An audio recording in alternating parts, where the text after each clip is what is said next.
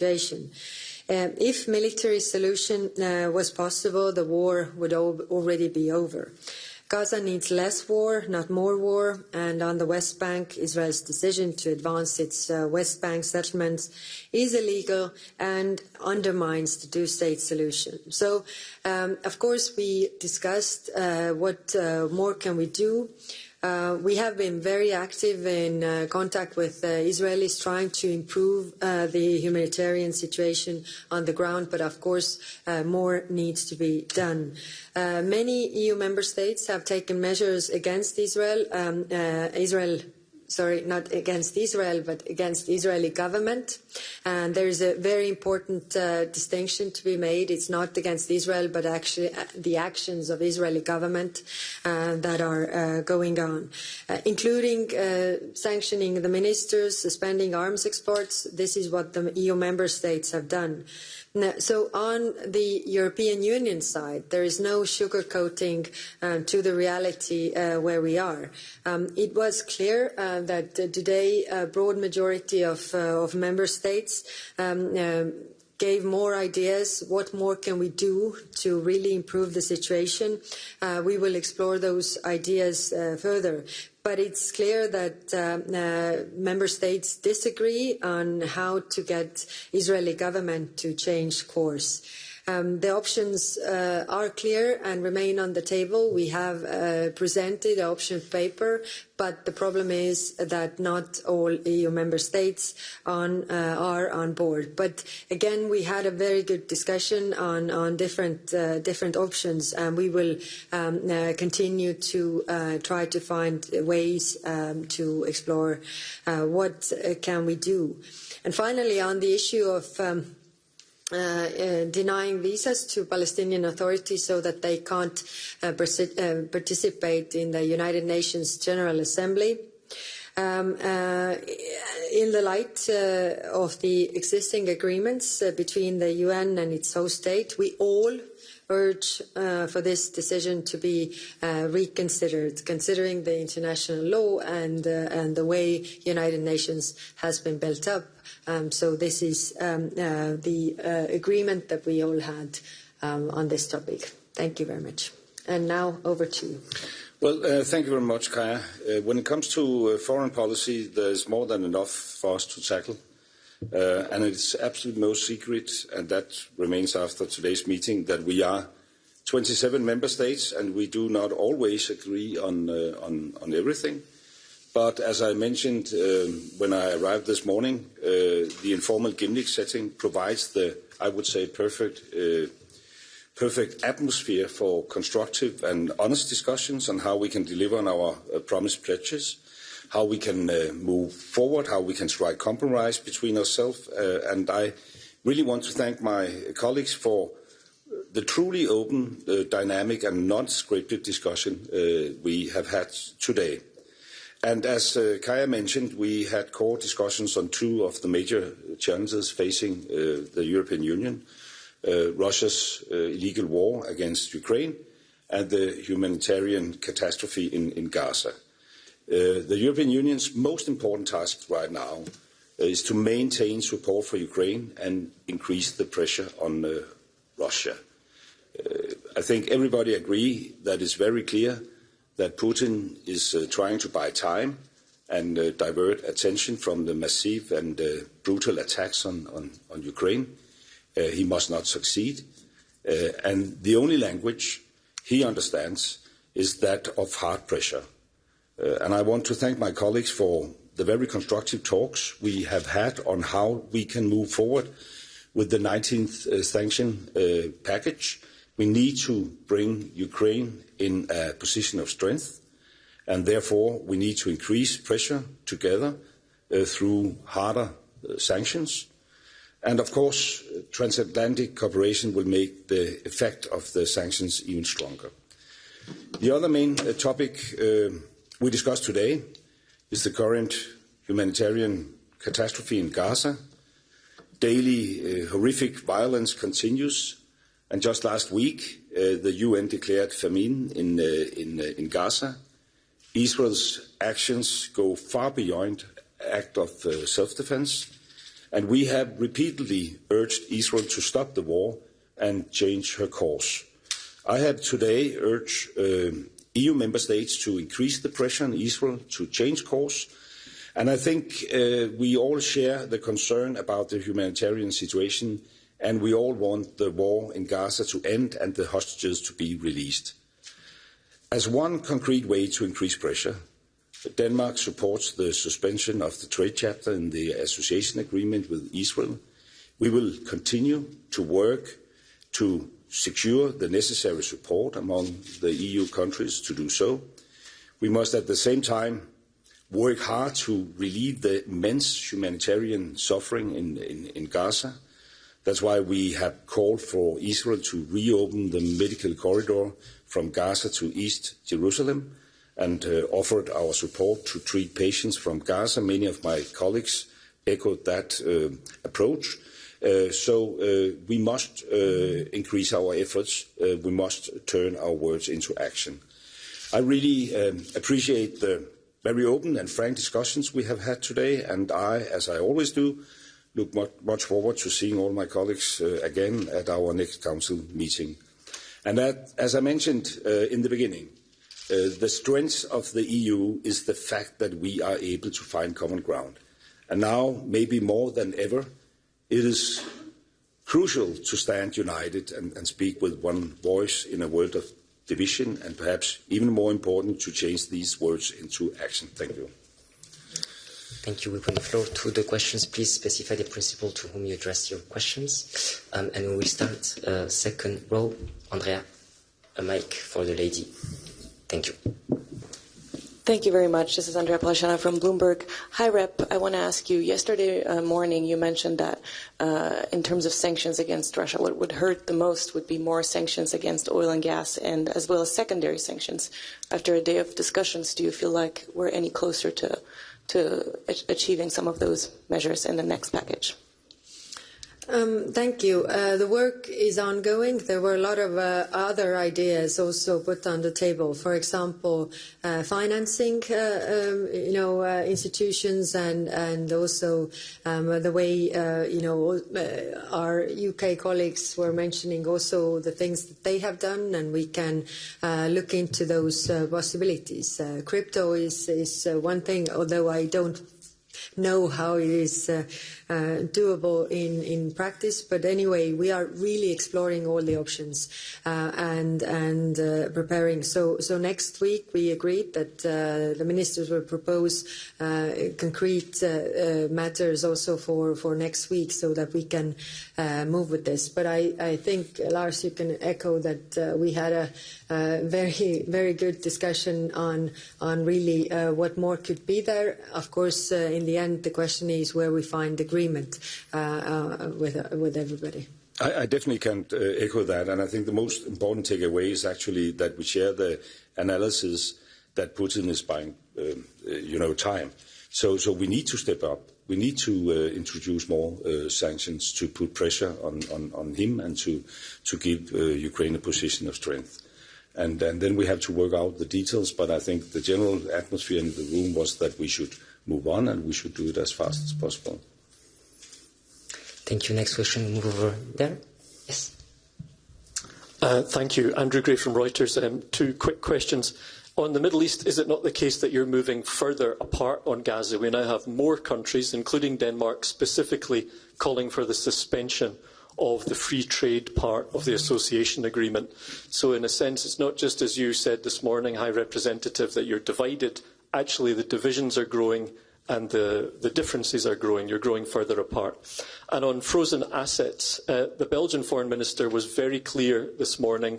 He said, you can't kill the goose that lays the golden eggs. And he said he's also not open to even looking at riskier investments in terms of using the windfall profits. So isn't it the case that this is really a non-starter for now? Thank you. Thank you. If the majority is growing, then the division is not getting bigger, but it's actually getting smaller because the majority is growing. So it depends how you look at it. But it is true that we still don't have an agreement on those measures. Like I said, there's no sugarcoating in the way it is.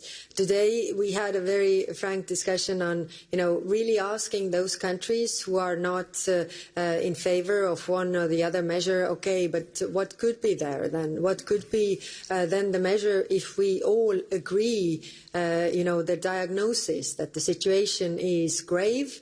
Then the question for us is, what do we do about this? And there we have a growing majority on different topics, but we don't have yet the necessary votes together. On the frozen assets, like I said, we had a very frank and open discussion. So I wanted to frame the discussion so that it's not a yes or no issue.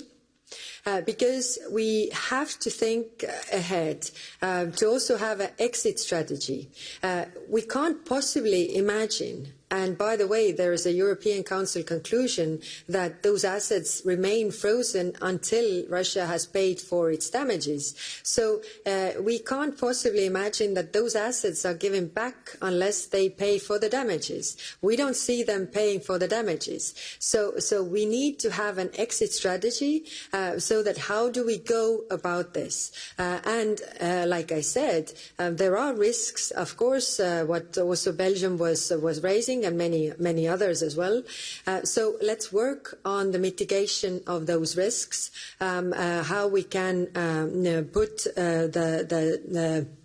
really the solution together for the day after. Because if there comes a peace agreement, then there is also this question, what happens with those assets? And we need to have the answer, considering that we are a European Union that also respects the rule of law and everything. We have to have those rules in place, in addition to the international law that is already saying that those who are causing the damages should pay for the damages that they have caused. And the damages caused in Ukraine are done by Russia, not by European countries. We go to the first row. The lady here, please. Thank you. My name is Celine. I'm from the Danish Broadcasting Corporation. My question is for the High Representative. Can you point to one concrete step regarding Israel that the countries actually agreed on today? And after today's meeting, do you expect a more unified EU putting pressure on Israel and taking concrete steps? Thank you. First, we had an informal council, so that means that we actually don't adopt decisions here, but we really have the political debates, where is the room. So no decisions today. We were just, testing where we can move, especially those countries who have been against. Are they willing to move on other topics, on other measures that we can do? So that was the situation. We'll stay on the first row. The gentleman, please. Hi, my name is Michael from Danish TV2. A question for you, High Representative. You said this morning that you're not very optimistic regarding coming to a conclusion among the countries. Would you say that it's time to deal with the rule of consensus within the EU regarding foreign policy to make sure that the EU going forward can make decisions and standing on marks regarding Israel, for example?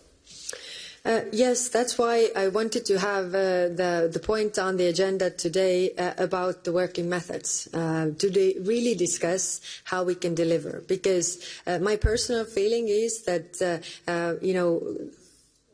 the people of Europe are also losing trust in Europe if we are not able to deliver on the decisions. So this is really time to look in the mirror and say, what more can we do to be more effective? But unfortunately, the Middle East, the Ukraine discussion took all our time, and I really didn't want to limit the ministers this time, because it was important that we had the frozen assets discussion and very open and frank. But what we agreed is that I will have these discussions in smaller groups of member states regarding the working methods, so that really how we can go further, not theoretically, but really practically on really concrete items and within the limits of the treaties, of course. we continue here and then we go in the back, please, to lady there. Yes, thank you. Thank you very much. Rosie Birchard for DW. Foreign Minister, first of all, you have laid out a menu of options with regards to pressuring the Israeli government. You talked about the trade chapter. How do you respond when the Israeli government says any such measures only serve to strengthen Hamas? And High Representative, you pointed to some measures that individual member states have taken, but ultimately you have to go out in the world and be the diplomatic face representing the European Union. It's been more than a month since the proposal to bar Israeli startups from accessing some EU research funds under the Horizon Europe programme. In that proposal, the European Commission said Israel is violating human rights in Gaza and breaching EU cooperation rules, but we know that's stuck in diplomatic deadlock. So how is that stalled action impacting your diplomacy and your credibility? And do you have a message to those big countries, including the likes of Germany, that are not in favour of EU-level cooperation? Thank you. Thank you. If you ask personally how that feels, that I'm the face that is to blame, that we don't have a decision, then it's hard. It's very hard. But the way a European Union works is that not the High Representative is making the decisions, but 27 have to come to an agreement. And that's why I'm working so hard to get that agreement, to really address the sensitivities that one member state or the other has to find a compromise to deliver. And that's why, again, coming to the previous question, I really want to have the discussion also about the working methods to be more effective, to be able to deliver. Because it's true that I have to be responsible. I'm the face that has to then also comment these things, and it's hard. Of course, what we can't overlook is that we are actually very active on this file. Like we are in constant contact with the Israelis, really putting the pressure on them, really, and we have achieved also, if we take the humanitarian understanding that we have, there are more trucks getting in to Gaza with humanitarian aid. There are more border crossings opened than before. There are vital reparations of critical infrastructure. There are fuel being provided. There are things that are improved, but it's not enough. I totally agree with you. So also, we are the biggest providers of support to Palestinian Authority. We are the ones keeping the two-state solution alive. We are the ones who are the biggest providers of humanitarian support to Gaza people. But of course, this is what we see in the news. It's frustrating that we can't do more. We are discussing, and I can feel, all the ministers feel the pain that we want to do more to help those people. Well, I just to echo what you just said there.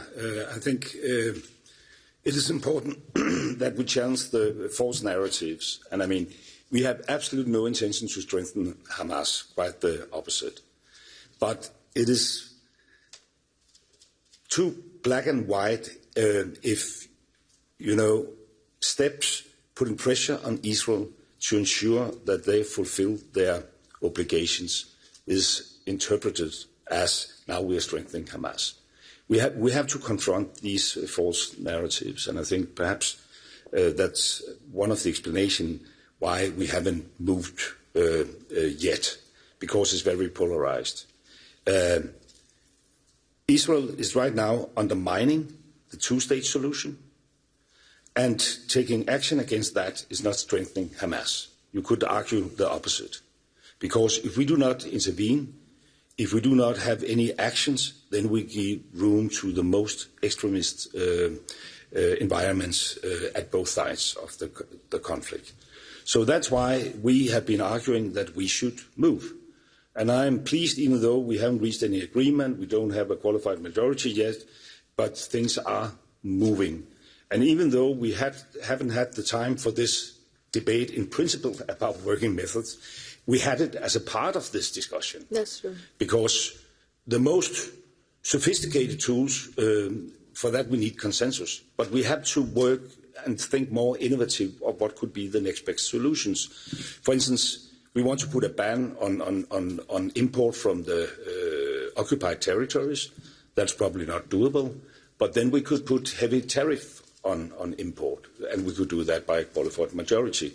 And we are going to explore all these possibilities in the lead up to the next FACT meeting.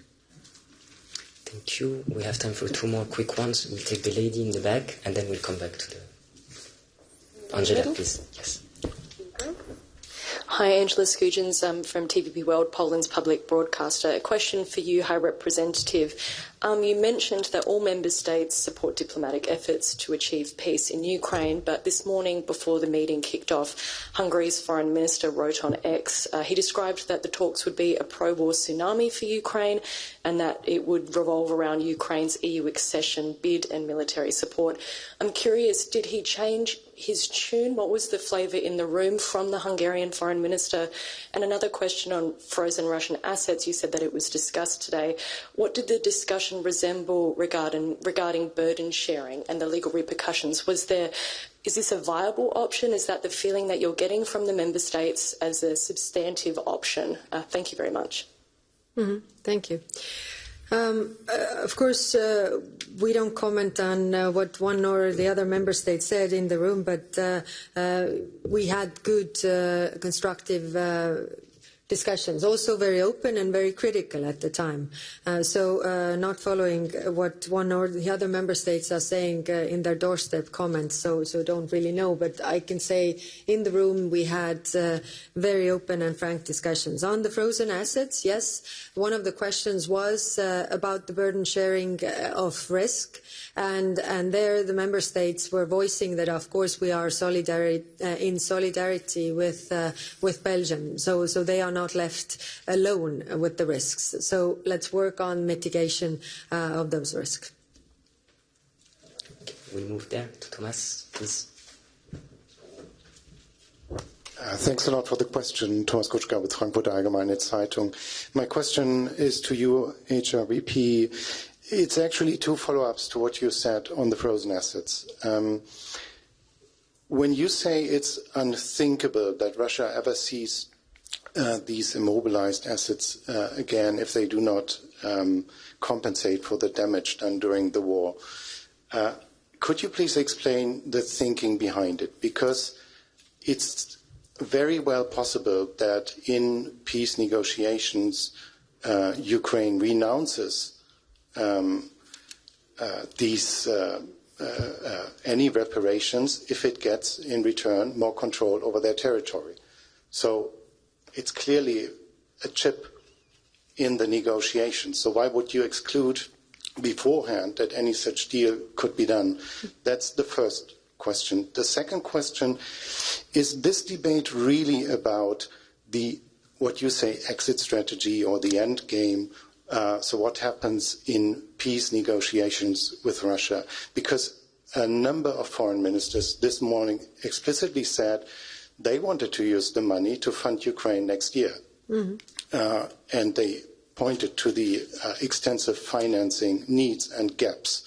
So are we not talking about something that is to happen before any talks with Putin might take place? Thank you. Thank you. On your first question, there is a European Council decision that states that the assets remain frozen until Russia has paid reparations. That is the basis. So these are frozen by European Union, so of course, unless this European Council decision is changed, then this is the point. So this is decision by all 27 member states, and that is the basis for our discussions, really. And now to our other question. Yes, it is true that many member states raised this issue that Ukraine's funding gap is enormous, and we need to find the funding now. But it's also clear the political reality that Belgium and many other countries are not willing to discuss it now in this. But everybody agrees still that Russia should pay for the damages, not our taxpayers. So that's why I'm stressing on the exit strategy, to be politically realistic, to work to find a solution there, because there is the basis where everybody agrees. Thank you. We'll take the very last one, since there is one last hand, and then we will have to close it. Thank you very much. Thank you for the extra time. Mattia Bagnoli, ANSA, the National Italian News Agency. High Rep, one question for you, one question for the Minister on the same topic of the working methods. I don't want you to preempt the discussion, but what would you like to get out of your colleagues? And bear in mind that you were a Prime Minister, so you very well know what it means for a country to renounce its sovereign decisions on very delicate issues like the foreign and security policy. And you, if it comes to the point, very unlikely, where there is a vote, would Denmark be ready to renounce and vote against the veto, basically the veto power that everyone has in the Council? Because let's face it, to revoke unanimity, you need unanimity. Yes, thank you. I don't want to preempt the discussions, of course, but the frame should be the treaties. Yes, coming from a country, from a small country that for 50 years did not have a voice, we really cherish the equal voice that we have around the table as Estonia, as in my previous capacity. Now, also, majority of member states have been very constructive because, to try to find compromises in the spirit of compromise. Okay, I have a problem with this issue, and then others will propose, okay, but maybe, your problems can be mitigated by this solution.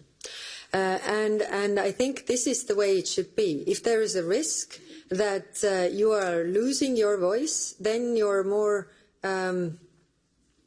also prone to compromise, because you want your voice to be taken into account. So, of course, it's a very complicated issue, but I think it's an issue of credibility of European Union. We are in this pivotal moment where our citizens are losing maybe trust in European Union because we can't deliver. So it is a broader issue. It's just not a question of one decision or the other. It's a broader issue whether European Union as such is able to deliver, whether we are relevant also on the global sphere. Well, I agree. I have served as Prime Minister myself, and I think we must record that this is, and not much is, black and white. I mean, but we need to discuss how we can be more efficient. And for instance, and that's why we have participated in this QMV friendship group, chaired by Germany, because you could argue, for instance, that we need consensus in order to take a very principled position and introduce new tools, sanctions, for instance. But should we then stick to consensus when we develop that instrument? Could you argue that if we should prolong sanctions, do we then need unanimity at each position?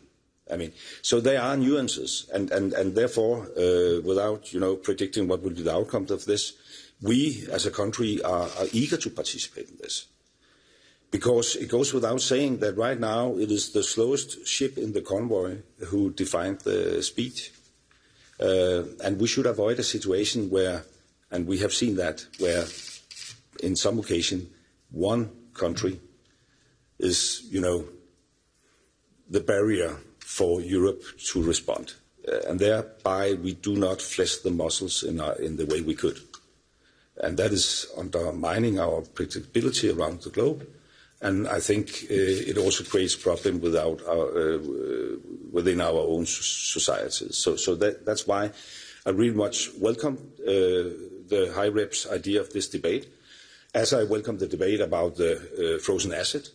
I mean, we haven't had such a substantive discussions about this, which also shows that this is not black and white. I mean, until now it has been, should we confiscate or should we not confiscate? I mean, And there are nuances. As it has been stated, there's no way they will see the money again. I mean, we're talking about plus 200 million, and I think the registered claims so far is talking about the damages is more than 500 billion. So, I mean, if they pay their bill, I mean, they need more money that we have frozen. But could we give these frozen assets more leverage?